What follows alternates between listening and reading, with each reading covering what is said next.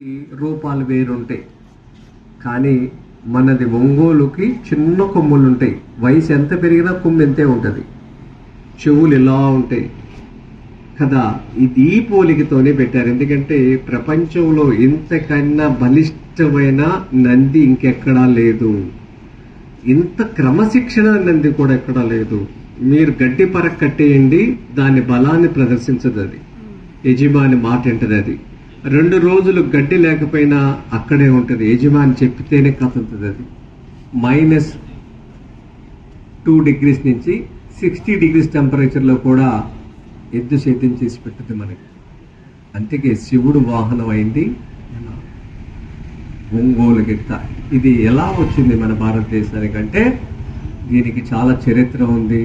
దీన్ని ఆర్యులు వచ్చినప్పుడు ఇక్కడికి తీసుకొచ్చారు అని ఒక మాత నిర్మలానంద యోగా భారతి చెప్తారు. ఎంత బలిష్టంగా ఉంటుంది. వాళ్ళు ఒంగోలు ప్రాంతంలో వచ్చినప్పుడు అక్కడ ఒక ఉపద్రవం తగి ఆ నీరన్నీ కలిసినప్పుడు ఆ నీరు తాగిన తర్వాత నందులన్నీ అలా తయారైనవి అని చరిత్ర చెప్తుందని మాత చెప్తారు. అంత శ్రేష్టమైన జంతువు ఇంకోటి లేదు. మీరు సోమేశ్వరం వెళ్ళండి, ఎక్కడ తిరగండి. దక్షిణ భారతదేశంలో, ఉత్తర భారతదేశంలో, కర్ణాటకలో చూసుకున్నా, తమిళనాడులో చూసుకున్నా, కాంగయం అని ఉంటుంది తమిళనాడులో. ఒంగోలు అక్కడ నంది, దాని కొమ్ములు ఇలా ఉంటాయి. కానీ అక్కడ దేవాలయంలో అదే ఉంటుంది. మన ఒంగోలు ప్రామాణికమే తీసుకున్నారు.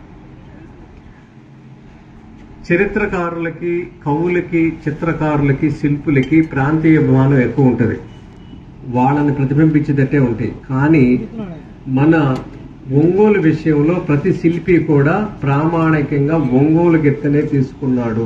ఇదే నిదర్శనం. అందుకని ఈ గిత్తని మీరు కాపాడుకోవాలి. ఆవులు, నందులు కావాల్సిన వాళ్ళు ఎవరైతే ఉన్నారో వాళ్ళందరూ కూడా శ్రీరాము గారితో టచ్లో ఉండండి. ఇది ఒక నెల రోజుల్లో కార్యక్రమం జరిగిపోవాలి. ఇంకా లేట్ చేయకూడదు.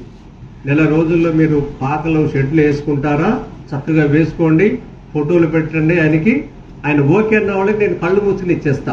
శ్రీలీల గారు చెప్పినా, శ్రీరామ్ గారు చెప్పినా నేను ఇచ్చేస్తా.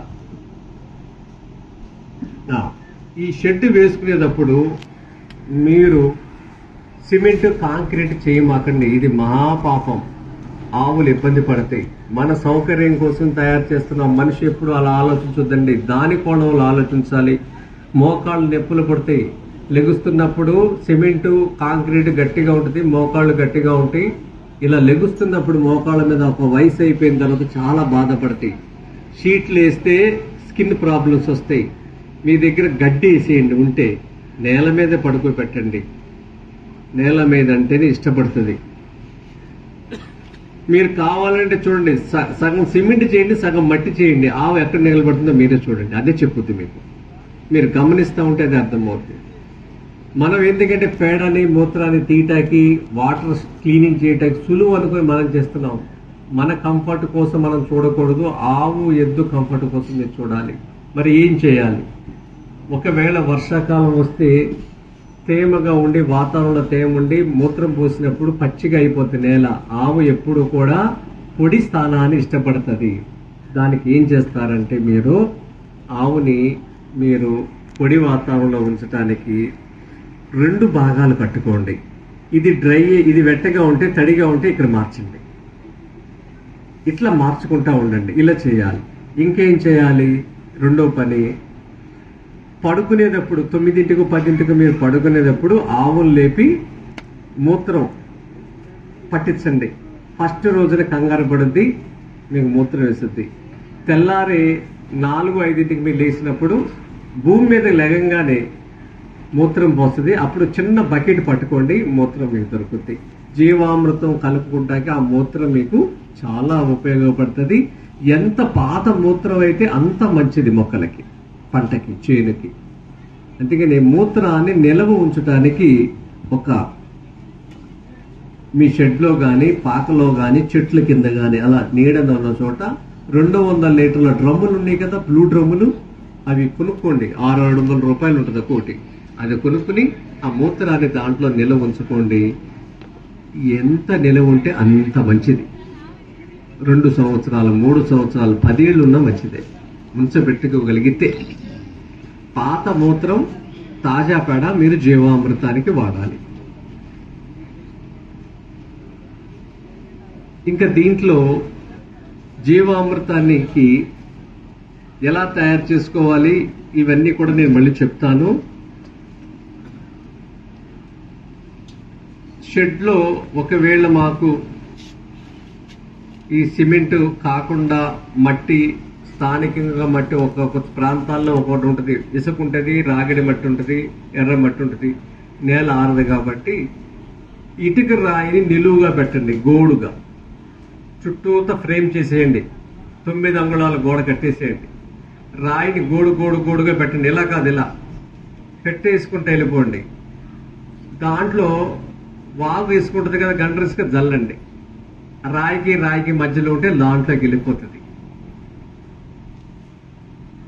మూత్రం పోస్తే ఒకవేళ రాత్రిపూట మీరు లేనప్పుడు గవ్వుకుని చల్లగా ఉంటే మూత్రం పోస్తే ఆ రాళ్ల మధ్యలోంచి అది ఇంగిపోతుంది. దానికి కంఫర్ట్గా ఉంటుంది. First point. రెండోది, పేడ గడ్డి కొంచెం అక్కడ అతుక్కున్నప్పుడు తీస్తా ఉంటే అది ఒక స్టేజ్కి ఎలా ఉంటుందంటే మనం పేడతో అలికి నీళ్ళలాగా అయిపోతుంది. కొంచెం వస్తే కొంచెం రాదు, అలా చూస్తారు. ఇదంతా నేను చేసుకున్నాను నా పొలంలో. అప్పుడు అది కొంచెం సౌకర్యంగా ఉంటుంది సిమెంట్ కన్నా. ఎందుకంటే పేడ ఉంటుంది, కొంచెం గడ్డి ఉంటుంది, కుషన్ లాగా ఉంటుంది.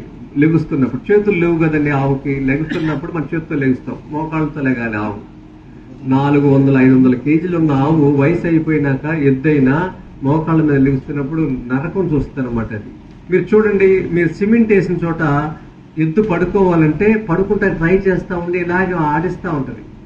చాలాసేపు ఆడించి అప్పుడు కాలు కింద పెట్టుద్ది, నిప్పి పుట్టుద్ది అనమాట. ఇవన్నీ మనం గమనించుకోవాలి. ఇట్లా మీరు చేసుకోవాలి. ఇటుకతో కూడా చేసుకోవచ్చు. ఇవన్నీ నా పొలంకి వస్తే మీరు అక్కడ ఆవు షెడ్ నిర్మాణం ఎలా ఉండాలి అవన్నీ కూడా నేను తయారు చేశాను. గడ్డి కూడా ఉంది, ఆవులకు సంబంధించిన గడ్డి. 5 లేయర్ మోడల్ ఉంది, దేశీ విత్తనాలు ఉన్నాయి, చెరువు ఎంత తవ్వించుకోవాలో అది ఉంది. ఇవన్నీ మీరు చూడవచ్చు. మీరందరూ ఎలా వస్తారు? మీరందరూ కలిసి ఒకసారి రావాలి, అప్పుడు నేను సమయం ఇస్తాను. మీరు ఒక్కొక్కరు వచ్చారనుకోండి, నేను ఎక్కడో ఉంటా, తిరుగుతూ ఉంటా, కుదరదు. శ్రీరామ్ గారితో మాట్లాడి ఒక ప్రోగ్రామ్ చేయండి. పలానా డేట్ మేము వస్తామంటే మీరు అందరూ కలిపి ఒక బస్ వేసుకొచ్చేసేయండి. మీ అందరికి భోజనాలు నేను పెడతా. అట్లా మీరు అనుకుని వస్తే ఈ మోడల్స్ అన్ని మీరు చూడవచ్చు. అట్లా రండి, కలిసి కట్టుగా కలిసి పనిచేద్దాం మనం అందరం.